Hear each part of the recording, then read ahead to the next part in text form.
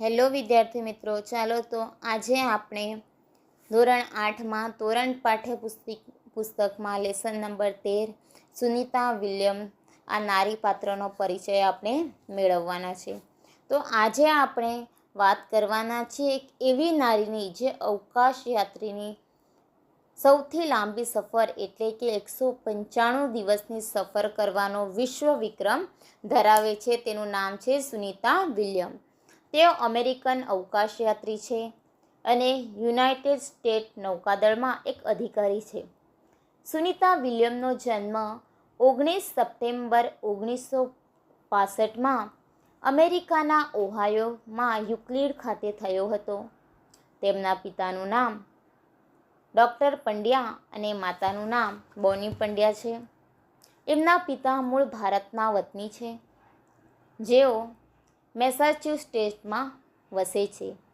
Doctor દીપક પંડ્યા મૂળ ભારતીય ગુજરાતી પરિવારમાં જન્મેલા છે, જ્યારે માતા સ્લોવેનીઝ છે.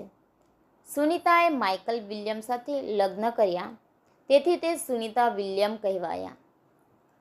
સુનિતાએ મેસાચ્યુસેટ્સના નીડહામ ખાતે નીડહામ હાઈસ્કૂલમાં શિક્ષણ લીધું. 1983માં તેઓ સ્નાતક થયા. 1987માં તેમણે યુએસ નૌકાદળ તાલીમ કેન્દ્રમાંથી શારીરિક વિજ્ઞાનમાં બેચલર ઓફ સાયન્સની પદવી મેળવી અને 1995માં ફ્લોરિડા ઇન્સ્ટિટ્યૂટ ઓફ ટેકનોલોજીમાંથી એન્જિનિયરિંગ મેનેજમેન્ટ વિષય સાથે માસ્ટર ઓફ સાયન્સની પદવી મેળવી હતી. સુનિતાને 1987માં યુએસ નેવલ અકાદમીમાંથી યુએસ નૌકાદળની કામગીરી સોંપવામાં આવી. 1999માં તેમને નૌકાદળમાં વૈજ્ઞાનિક તરીકેનું પદ આપવામાં આવ્યું.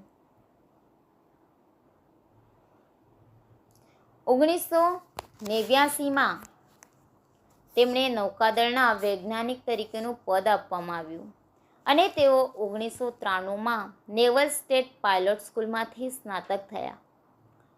જૂન 1998માં નાસા દ્વારા સુનિતા વિલિયમની પસંદગી કરવામાં આવી અને તેમણે ઓગસ્ટ માસમાં તાલીમ લેવાની શરૂઆત કરી.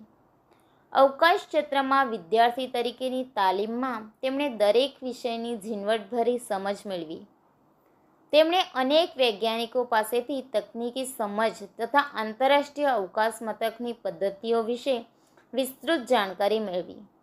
નાસામાં તાલીમ અને મૂલ્યાંકનના સમયગાળા બાદ Sunita William ISS international space station પર કામ કરી રહેલા રશિયન સ્પેસ એજન્સી સાથે મોસ્કોમાં અને ISS પર મોકલવામાં આવેલી પ્રથમ ટુકડી સાથે કાર્ય કરતા હતા.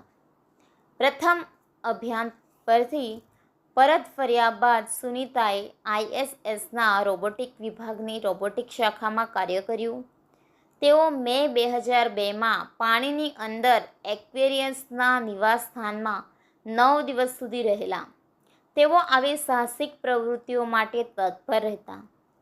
સુનિતા વિલિયમ્સે 9 ડિસેમ્બર 2006ના રોજ આંતરરાષ્ટ્રીય અવકાશ મથક ISMના પ્રવાસની શરૂઆત કરી અને 22 જૂન 2007ના દિવસે તેઓ પૃથ્વી પર પાછા ફર્યા.